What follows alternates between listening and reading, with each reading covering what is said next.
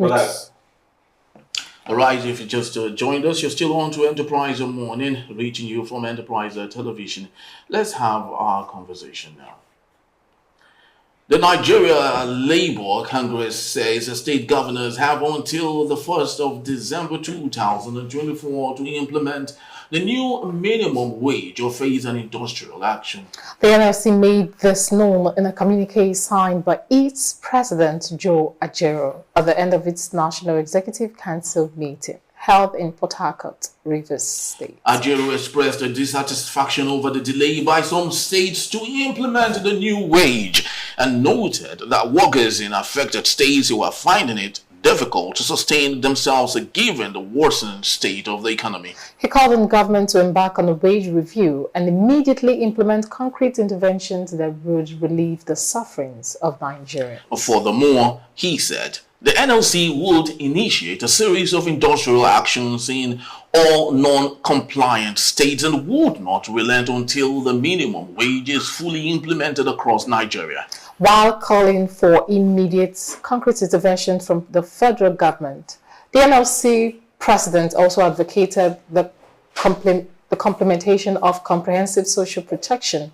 policies to shield Nigerians from poverty and ensure a living wage. He decried the fact that the current price of petrol is significantly higher than the real market price. He called on President Bola Tinubu to release the remaining protesters in various jails across the nation as the Congress had demanded earlier and create adequate safeguards to avert future occurrence. Very well. Now let's have our conversation. Doing that, we have virtually joining us is Barrister Fred Nzako. He is a lawyer and a development economist. And also from Abuja is High Chief Peter Ame, former chairman of the Inter-Party Advisory Council. Good morning, gentlemen, and welcome to Enterprise Morning today. Good morning. Good morning. Thank you. Thank you so very much. So I would love, thank you so very much, High Chief. I would love to start with you, Barrister Fred. Just before we get into the issue of the NLC, I would love you to speak to the issue that some protesters, just like we had from the report, are still incarcerated as at today for reasons that the government of the day has labeled against them, which of course is still laughable to some level. Can you explain to us why you think these people should still be in jail right about now, just before we get into other issues?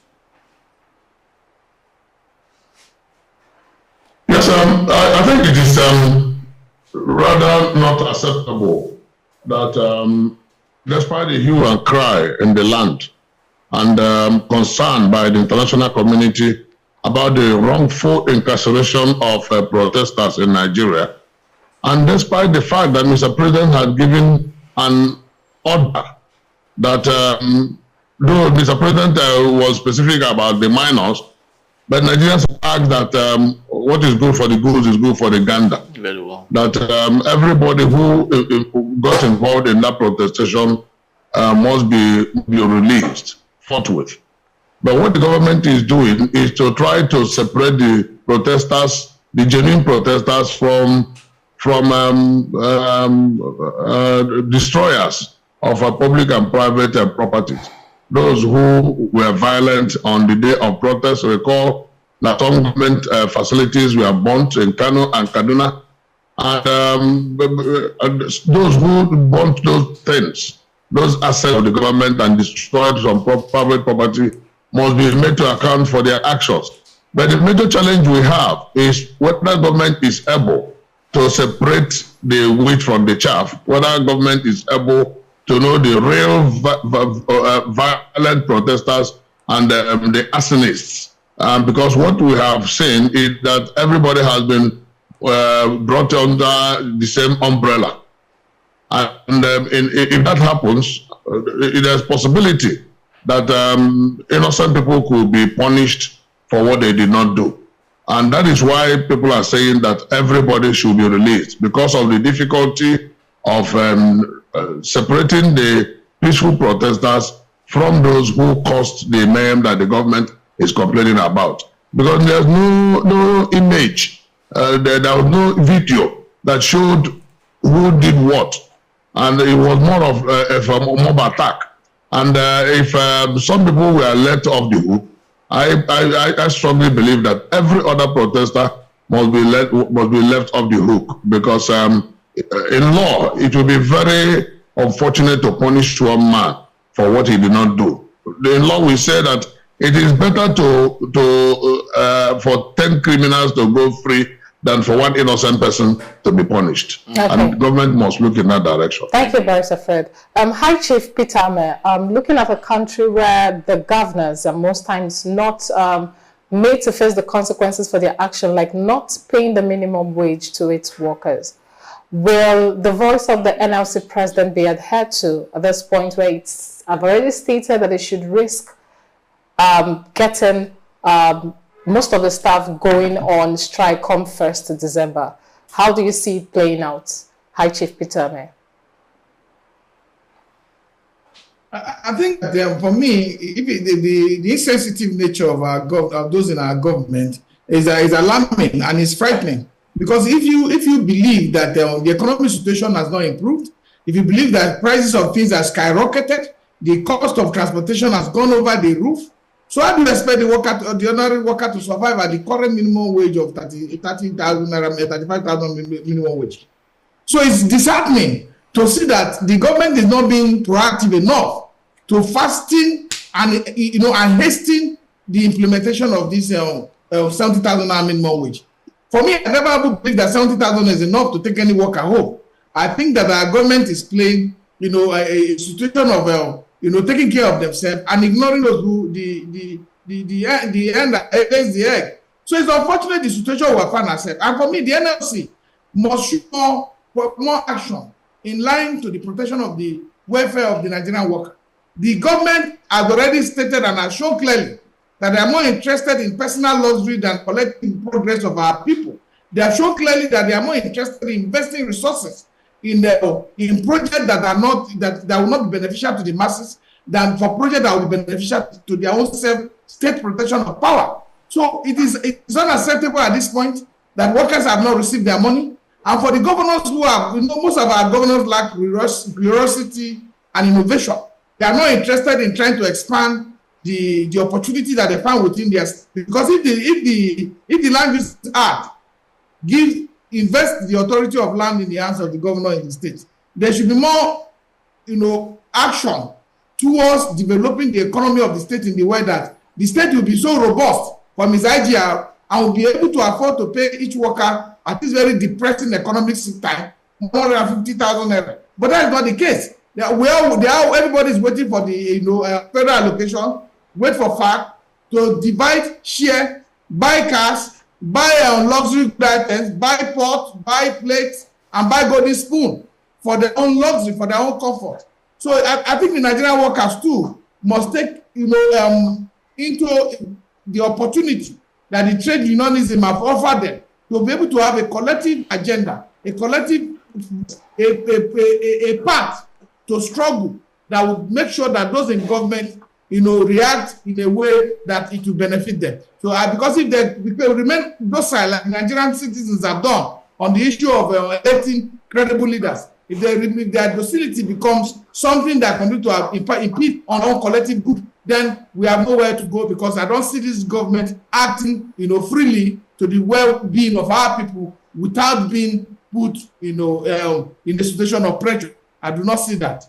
Thank you so very much. Barrister Fred, I do not know. Do you think we should be talking about 70,000 naira as at today? Because I remember very vividly when President Bola Ahmed Tinubu said subsidy is gone. The pump price of fuel went from 187,200 to about 400 naira. At that time, Nigerians thought subsidy had actually gone at 400 naira. And that was when the NLC came up with the minimum wage of 70,000 naira. As at today, the price of petrol is 1,000 plus. Should 70,000 naira be the discussion here, or should the NLC even be talking about something higher than 70,000 naira to meet up with the current reality?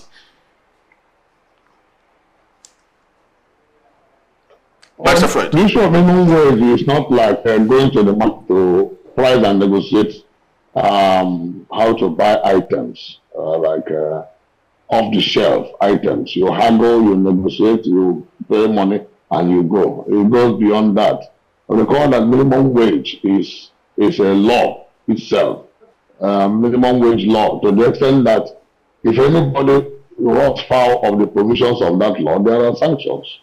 And the minimum wage thing is a tripartite thing because government is involved, the Labour Congress is involved, and then the employers themselves in the private sector, they are also involved. Oh, and when the negotiation is done and you land at a particular amount, it is not to be renegotiated within a short while. It is not unfortunate that the economy is so spiraling in prices in a very geometric form that it makes no sense of any amount that you want to pay the workers. It makes mincemeat of whatever you are paying the workers, because even at 70,000 naira that was agreed and settled, as I'm talking to you now, the government has not started paying. And that is why the Labour is worried, and Labour want to raise up a minimum wage implementation committee to begin to enforce, in a manner of speaking, minimum wage payment in all the states. Federal government workers, as I'm talking to you, not none of them have earned their salaries for the month of October, and today is November 12th. And the excuse given by the federal government, they are trying to work on the consequential adjustments in regard to the minimum wage policy. And almost all the states, many of them have not paid the minimum wage, and many of them have not even announced what the minimum wage will be. So there is still a lot of a battle ahead for the Labour Congress and for the workers. Meanwhile, as they are battling, the prices of commodities are not staying someplace. The prices are going off the roof on a steady basis, thereby making life very, very difficult for Nigerian workers. So what NLC should be doing now is to even enforce the agreed minimum wage of 70,000. Then by the time you have fully covered that ground, before you begin to think about whether to ask for another increase, and don't forget that because it is a law that will be reviewed after every 3 years, NLC will be, the hands of the Labour Congress will be tied by the provision of that law that says you can't go back to it until after another 3 years. Yeah, so how about based on that law, even though the law. Yes, I wanted to ask, based on what you said, Joe Ajaero had come to say that he has been deceived. The NLC was deceived by President Bola Ahmed Tinubu, saying he would not increase the pump price of fuel. So if we have a situation where both parties are beginning to play, are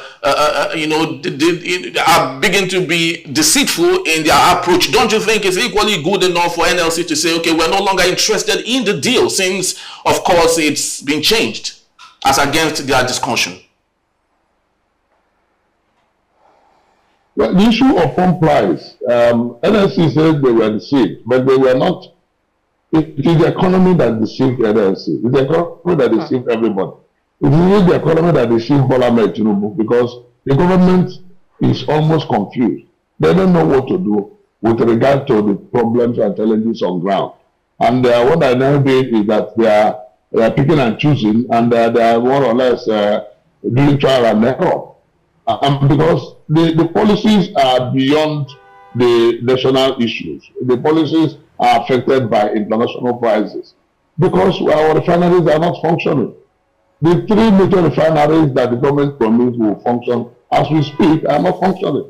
So that means government to lose the traction on price control. Now you are talking about imported products, which is beyond your control, because you have to pay according to the dictates of the supplier, according to the dictates of the international price, which is very unfortunate. And even when Dangote Refinery has come on stream, you can see the politics surrounding it, and that that is not even the messiah that Nigerians are expecting, because it is a private business. If he decides to close it tomorrow, nobody will pay him. If he decides to sell to anybody, nobody will pay him. The one that belongs to us are ones that are run by NNPC, which has become moribund for a very long time, and a source of wastages of public funds. So you see that even government is confused. Thank you so Thank much. you so much, Barrister Fred. Hi, Chief Peter May. At this point, the NLC are trying to initiate a series of industrial actions in all non-compliant states. And Barrister Fred made a profound statement. He said, the economy deceived the NLC. Now, in a process or in a system where the NLC are trying to initiate series of protests or series of industrial action so as to pass their message, won't the economy also deceive them at this point to actually be able to communicate how they feel and go ahead with this series of industrial action to pass their message? Do you see this bringing to light their aim for the initiation of the 70,000 naira minimum wage to be paid to them if it's not adhered to come 1st December?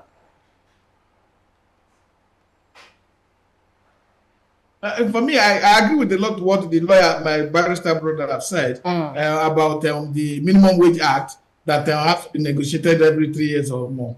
I agree with that NLC had made mistakes when they had the opportunity to be on the table to commit to insist on what they want, and although galvanize the interest of the workers behind them to stand still, for the benefit of their own, what they call it, interest.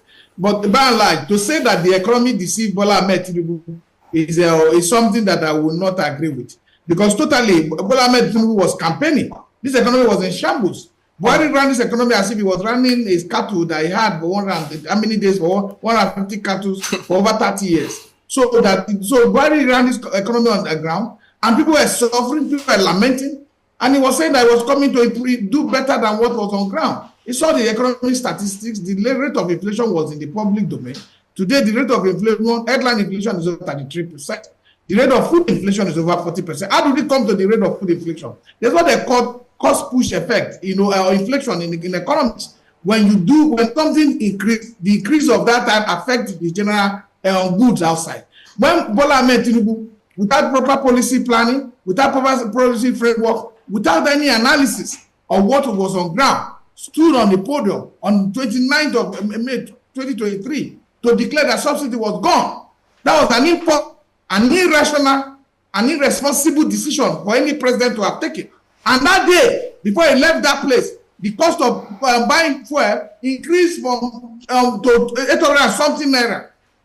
So, and that also moved into the cost of food, the cost of transportation of goods and services. So we cannot say the economy deceived them. But we will say that their poor management of the economy had put all of us in a quagmire, put us in a situation that Nigeria is so frustrated that people now count how many times they can go out in a day, because you cannot afford it. By 2015, I have a car in my company that I bought fuel in full tank for 18,000 naira, 19,000 naira. Today, part to fill that tank is more than 10,000 naira. Wow. What are you telling me? That a system that they have crashed, that they are not sitting down to review the system holistically and see how it will benefit the masses? It is Bola Ahmed Tinubu that I talked about tilling 500 hectares of land for agriculture every year. Since he came about, he has not tilled a square meter. As I'm talking to you, they are going to renovate the Vice President's house, guest house in Lagos with 5 billion naira. They've completed the one in Abuja with how many billion of naira?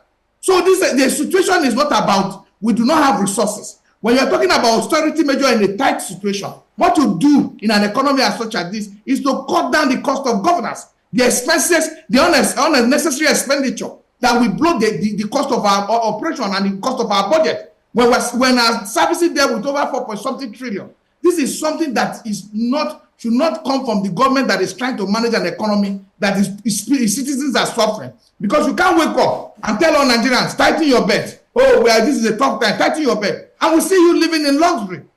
Can you count how many times you have traveled? You look at the cost that was published in public for the cost of how much the Vice President and President has spent on international travels and local travels, even the wife of the President. So you can't have an economy like this when the economy is on autopilot, when you don't see the managers managing it properly, and they come up with two very strong policies at the same time. In the issue of currency and the issue of management of the fuel subsidy. So we have a situation, they have to sit down, they have to get professionals, and then must get their people in the public service to also sit down and draft a policy towards how we can revamp our economy, how we can give our economy the future that it deserves. We can't have a system that the educational system is so broken and you do not see the investment in it. When the Constitution says clearly that the life and property is a major reason why people come to government, you can't have that without security. Nobody's coming here to invest if terrorists have the capacity to crash our national grid in this country. So you cannot have that because these things are in public domain. The world is a global stage. People go to the internet and see the solution. That's why you see that America issue security advisory to their citizens living in any country and intending to travel to those countries. And other reasonable, sensible embassies does the same thing. So you cannot have a system like that. And when you talk about people protesting and the government have kept them, the Attorney General has the power of not to prosecute. When the Attorney General woke up and discontinued this trial with the boys and the minors that were arrested, the power came from the directive of the President to the Attorney General. So you can see that when politics come to play, the government have the capacity to determine who goes to court, who is arrested, who is put on the dock for treason. So the government must not be selective in dispensing adequate justice in this country or trial in this country.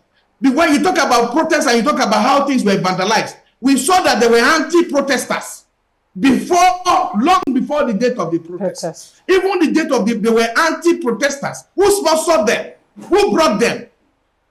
So government cannot be investigating one side. The government must be seen to be fair, to be just to all citizens of this country. And government must show interest in how their people live. The reason why most of these people in government today, they have been in government since 1998, some since 1993, they have lost contact with the reality of things. How many of them are put from this road to Lokoja? How many of them have traveled the 65 kilometers from Enugu to Oka? How many of them have traveled Oshogbo? They are not on the road. They can't feel the pulse of the people. If you watch the American campaign the last time, when people were campaigning, they were the presidential candidates were meeting people one by one and canvassing and stating their point of plan for the country. Because they value citizens' opinion and citizens' input.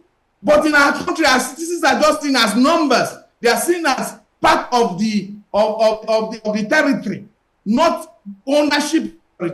So when we start to have a responsible government and responsive government, and we start to have citizens participation in governance and citizens advocacy and activism, that they know their right, then these two forces will meet, and you will find out there will be a spark, and then there will be reality dawning on those who are government that they should not continue to act as state actors who want to protect the seat of government without protecting the citizens who are the major stakeholders in the scheme and are the real people who should be called government.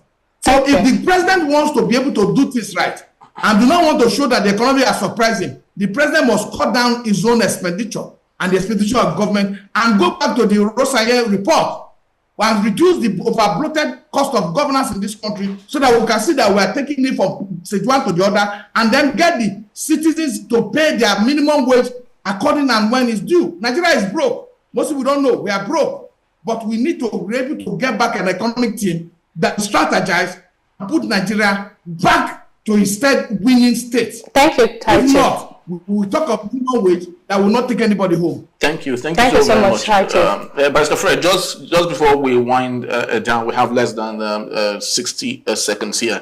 I'd love to ask you, it's so very sad that I'm speaking and talking about this at a time when in sub-Saharan Africa, Nigeria should have the lowest minimum wage amongst the countries. But what do you speak to a situation, just like High Chief did say, what do you speak to a situation where we have a leader prior to election who argued that he understood the problem, and now that he has the responsibility of making sure things work, he is not doing that. As we speak, he is brokering peace and ensuring there is tranquility in other nations that are far bigger than us. So what do you speak to situations where we have leaders who have stated that they understood the problem, but when they get to the seats of authority, they do nothing? Well, it is an eye-opener to every Nigerian that it is not everything that the politician says on the soapbox that you just take home or take to the bank. You must interrogate the promises made by politicians and ask critical questions. And unfortunately, during the campaign we were talking about, they were only dancing on the podium. They were not making tangible issues that are punchy, so that you'll be able to hold them accountable. If you relate that to the politics in America that we borrowed our pattern of democracy, you could see that everybody's opinion was clearly defined on taxation, on reproductive rights, on all issues that have to do with the welfare of the citizens. So that the citizens will be able to take decisions either to the right or to the left. But when you come in our own environment, the politicians, the campaigners, the candidates will just mount the soapbox, play music, dance for you, make some frivolous promises that are never changed. We'll provide water, we'll provide new education, we'll provide new roads, we'll build houses and all that. And people will clap and then gyrate. It's more or less gyration that they go to do at campaigns in Nigeria. And unfortunately, when they were supposed to engage the media, you recall that this current government, in fact, the government of APC, since inception, have never engaged the media. Yeah. And that is why it is very easy for them to hypocritically avoid the promises they made. You recall that under Buhari claimed that he didn't make promises to Nigerians, that it was APC that made the promises. Now you could tell you, now if you ask, what is the difference between the candidates and the party? Then the current government went under President Bola Ahmed Tinubu. Tinubu never talked to the people through the media, so he never made any major promise. How he told you, and it was his turn to rule. And that's where the Emiloko concept crept off. And up to today, can you point out anything that Mr. President promised? And that is why it is very easy to say that APC stands for all promises cancelled. But I can tell you that not just the promises are cancelled, promises were not even critically made. And now we are going to be seeing trial and error government that does not even think of the masses. I understand that I agree with my brother Peter Chief that the optics are not good because the government is living large. The government officials are pretending as if we have no problems. They are not behaving in a manner that frugality will help this country. Recall that any money you spend wastefully can never be recalled. And that is why, as I will speak today, an economy that was moving well in 2014, today we are owing over 111 trillion naira in foreign and domestic debts. The debt profile of the government is over 111 trillion.